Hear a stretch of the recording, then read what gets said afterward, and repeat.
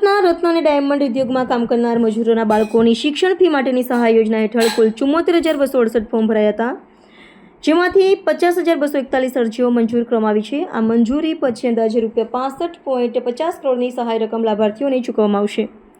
ફોર્મની તપાસ અને ચકાસણીનું કામ સુરત ડાયમંડ એસોસિએશન દ્વારા કરવામાં આવ્યું હતું. તપાસ દરમિયાન કુલ 26,600 ફોર્મ રદ કરવામાં આવ્યા છે. અધિકારીઓના મતે એક જ વ્યક્તિના 2 ફોર્મ ભરાયા. અરજદારો યોજનાના નિયમો અને પાત્રતાના ધોરણો પૂરા ન કરતા હોવા અથવા અધૂરી માહિતી સાથેના ફોર્મ રદ થવાના મુખ્ય કારણો રહ્યા છે. આ સમગ્ર પ્રક્રિયામાં 2.5 મહિનાનો સમય લાગ્યો છે. સંસ્થાના જવાબદારોએ જણાવ્યું હતું કે તમામ અરજીઓની સખત તપાસ કરવામાં આવી છે.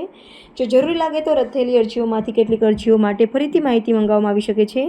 આ યોજનાનો લાભ મેળવવા માટેના ફોર્મ ભરવાની પ્રક્રિયા હાલ પૂર્ણ થઈ ચૂકી છે. 24 મે 2025ના રોજ મુખ્યમંત્રી શ્રી ભૂપેન્દ્રભાઈ પટેલના માર્ગદર્શન હેઠળ હીરા ઉદ્યોગ ક્ષેત્રમાં જે આંતરરાષ્ટ્રીય કક્ષાએ જે વિષમ પરિસ્થિતિ ઊભી થઈ અને એના કારણે જે રત્ન કલાકારો અસરગ્રસ્ત થયા, તેમજ હીરા ઉદ્યોગના જે સૂક્ષ્મ એકમો અસરગ્રસ્ત થયા, તેમના માટે સરકારશ્રી દ્વારા એક સહાય પેકેજની જાહેરાત કરવામાં આવી હતી અને એ પેકેજને ધ્યાનમાં લઈ અને જે અસરગ્રસ્ત રત્ન કલાકારના બાળકો હોય એમને સ્કૂલ ફી પેટે શૈક્ષણિક વર્ષ 2025-26 માટે 13,500ની સ્કૂલ ફીની સહાયની ચૂકવણી સરકાર ભોગવે એમ નક્કી કરવામાં આવ્યું હતું.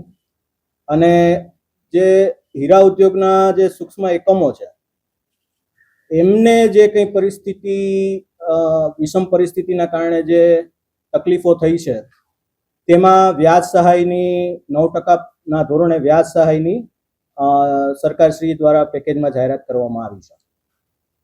હવે આ પેકેજ માટે આપણે સુરતના જે અરજીઓ આવી છે એની વિગતો આપું તો કુલ 74,268 અરજીઓ આપણને મળી છે, જેમાંથી 74,268 તમામ અરજીઓ સુરત ડાયમંડ એસોસિએશનને આપણે ભલામણ અર્થે મોકલેલી છે.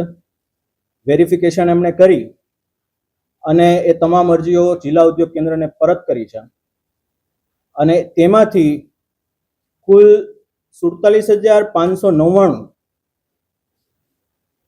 જેટલા અસરગ્રસ્ત રત્ન કલાકારોના 50,241 બાળકોની સ્કૂલ ફી સરકાર ભોગવશે અને એમની અંદાજિત સ્કૂલ ફીની રકમ જે છે એ 65,50,00,000 જેટલી થાય છે.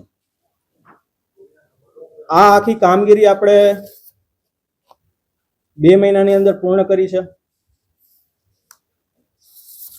અને રત્ન કલાકારોને જીઆરની જે જોગવાઈઓ છે, જે ક્રાઇટેરિયા છે એ સમજાવી શકાય. ઉપરાંત એમને ડાયમંડ એસોસિએશન કે જિલ્લા ઉદ્યોગ કેન્દ્રના ધક્કા ન ખાવા પડે, એમને હેરાનગતિ ન થાય એવો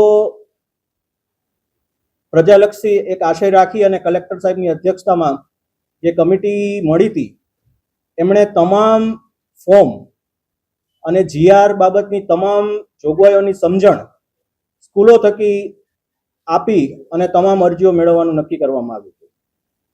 અને આ અરજીઓ જિલ્લા ઉદ્યોગ કેન્દ્ર પાસે આવી ત્યારબાદ તમામ અરજીઓને વેરિફિકેશન માટે આપણે સુરત ડાયમંડ એસોસિએશનને મોકલી.